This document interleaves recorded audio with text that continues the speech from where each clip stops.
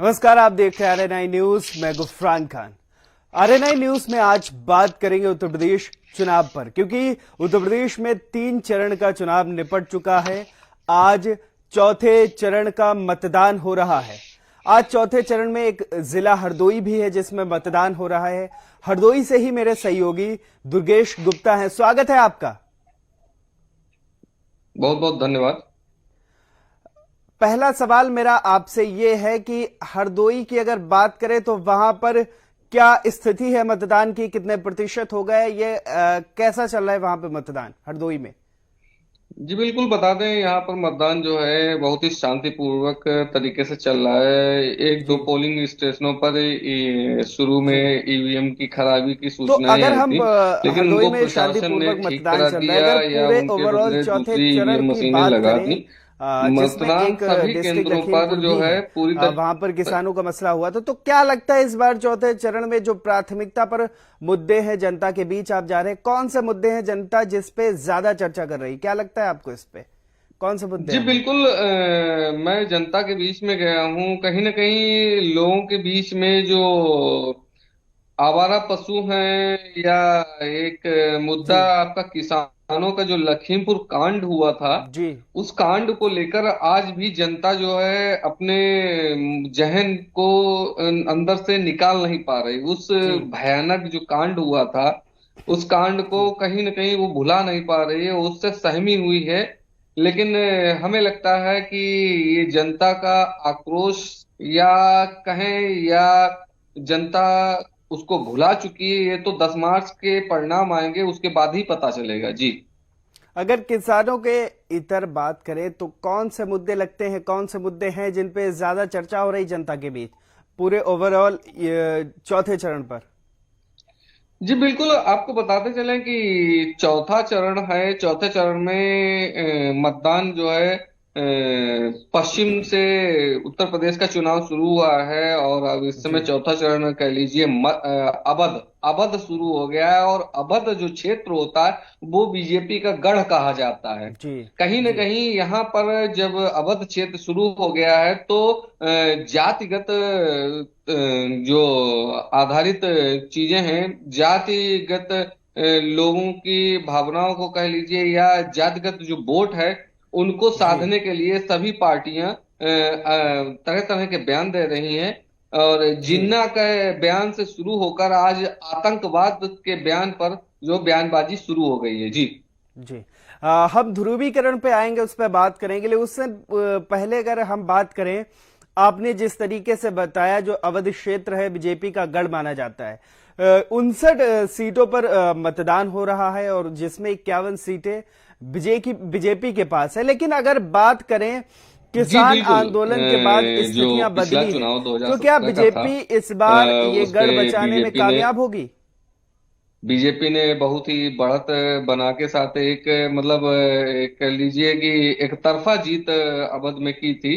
अब जी देखने वाली बात यह होगी कि यहाँ पर जो मुद्दा दिखाया जा रहा है कि आवारा पशु, या महंगाई, बेरोजगारी और भ्रष्टाचार, इन जी सब चीजों को, महिला सुरक्षा, जैसा कि एक बार बार एक मुद्दा देने की महिलाओं की बात की जाती है कि जो सरकार बेटियों को जो है जिंदा रहने पे उनकी सुरक्षा नहीं कर सकती, तो मरने के बाद उनके घर वालों को उनको लाश तक उनको नहीं नसीब होने देती है। जो हाथ रस वाला कांड है, उस कांड को कहीं ना कहीं विपक्षी दल जो है लगातार बीजेपी के ऊपर आक्रामक रहे हैं।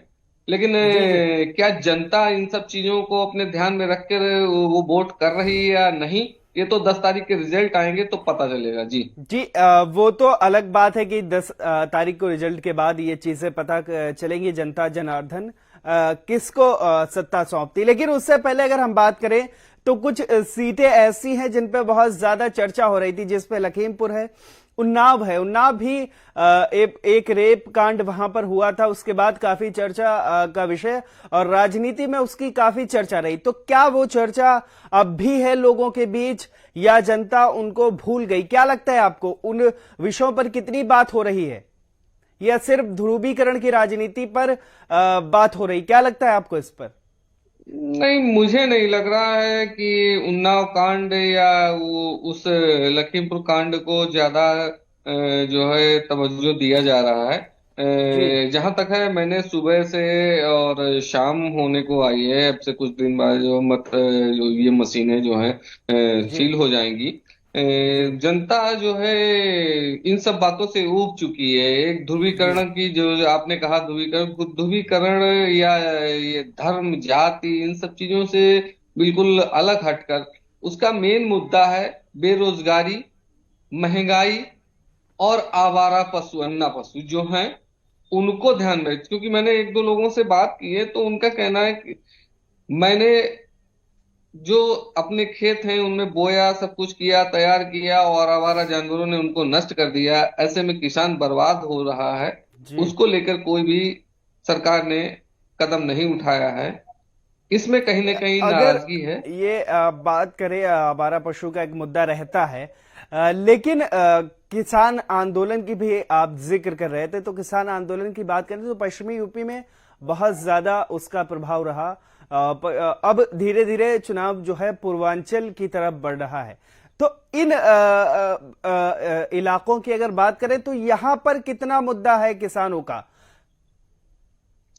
जी, पश्चिम में बिल्कुल किसान आंदोलन का मुद्दा रहा है, क्योंकि वहाँ किसान आंदोलन सक्रिय तौर पर है। जो यहाँ पर है अवध क्षेत्र है, या कह लें जी। पूर्वांचल, वो उतना किसान नहीं प्रभावित कर पाएगा। लेकिन हाँ, जो कह लीजिए, जैसा कि मैंने पहले कहा है कि यहाँ पर जो जातीय समीकरण बैठाए जाते हैं, उस जी। आधार पर जातिगत वोट जो होता है वो मिलने की कवायद की जाती है। इसीलिए जो अब बयानबाजी है जो जनसभाओं में और रैलियों में सुनने को मिल रही है, वो जातिगत बयानबाजी शुरू हो गई है। क्योंकि यहाँ पर जो जातिगत वोट होता है वो बहुत जल्दी ही ये प्रभावित होता है और डिवाइड होता है।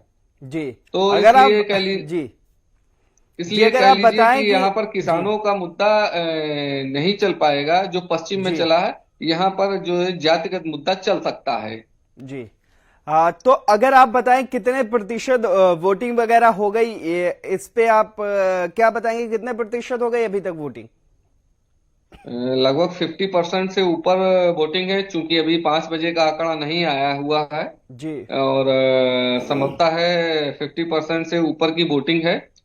जी। लेकिन एक चीज जरूर इस बार देखने को मिली है, जो शहरी और कस्बों की वोटिंग है जी। जी। उसमें कहीं ना कहीं कमी आई है, और जो ग्रामीण और निचले इलाके हैं वहाँ अच्छी वोटिंग हुई है। जी। जी। हाँ, ये इस बार चीजें देखने में मिल रही हैं। तो इसके पीछे की क्या वजह हो सकती है? क्या कोविड भी एक वजह है, या क्या वजह हो सकती है? क्योंकि ये खबरें लगातार आ रही हैं, क्या वजह है इसके पीछे की? देखिए, मुझे नहीं लगता है कि कोविड की वजह हो, या एक वजह हो भी सकती है, क्योंकि जो शहरी और कस्बे का जो मतदाता होता है वो कहीं ना कहीं पढ़ा लिखा और जागरूक होता है। जी। उतना उसके अंदर जागरूकता या सारी सारी जानकारी नहीं होती हैं जितना एक गांव के लोगों को होनी चाहिए। गांव जी। का आदमी है वो ये है कि मेरा ये नेता है, मेरी ये पार्टी है, मुझे वोट देना, मुझे ये करना। गांव के अंदर जो आदमी होता है या जो वोटर है, उसके अंदर एक उत्सुकता होती है कि हमको जी। आज मतदान करना है। शहरी जी। जो इंसान है, तो वो ये सोचता है कि पहले अपना काम कर ले, फिर मतदान कर लेंगे। इस जी। चक्कर में एक शहरी जो वोट परसेंट है वो काफी कम रह जाता है गांव की अपेक्षा। जी। जी। बहुत बहुत शुक्रिया दुर्गेश गुप्ता, आपका, आपने बहुत विस्तार से बताया, इसके लिए बहुत बहुत शुक्रिया आपका। और ये तो जनता जनार्दन ही तय करेगी, क्योंकि अभी चौथे चरण का मतदान हो रहा है और 7 चरणों में यूपी का मतदान होना है। धीरे धीरे चुनाव पूर्वांचल की तरफ बढ़ रहा है। पश्चिमी यूपी का चुनाव मतदान हो चुका है, लेकिन देखने वाली बात यह है कि ये तो जनता तय करेगी, यूपी की सत्ता किसको देनी है ये वहां की जनता तय करेगी। आप देख रहे थे RNI न्यूज में गुफरान खान।